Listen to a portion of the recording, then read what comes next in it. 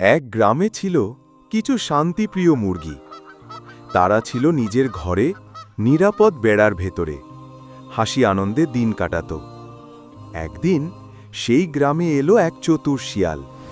তার চোখে ক্ষুধার লাল আভা, কিন্তু মুখে মিষ্টি হাসি। শিয়াল বলল, হায়, তোমরা কত বেচারা, এই বেড়ার ভেতরে বন্দী হয়ে আছো। তোমাদের কোনো স্বাধীনতা নেই। এসো, আমি তোমাদের মুক্তি এনে দেব। তোমরা আকাশে ওড়ো, মাঠে দৌড়াও। তোমাদের ডানাকে কেবল বেড়ার ভেতরে ঝাপটানোর জন্য। মিষ্টি কথায় কিছু মুরগি বিভ্রান্ত হয়ে পড়ল।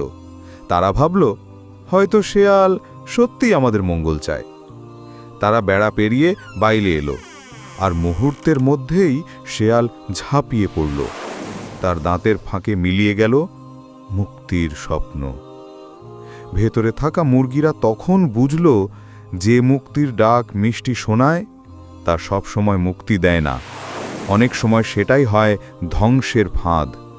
শেয়াল যেমন মুরগির স্বাধীনতার কথা বলে আসলে নিজের ক্ষুধা মেটায়, তেমনি কিছু মানুষ নারীর অধিকার নামে নারীদের নিরাপদ ও মর্যাদাপূর্ণ অবস্থান ভেঙে তাদের নিজের স্বার্থে ব্যবহার করতে চায়।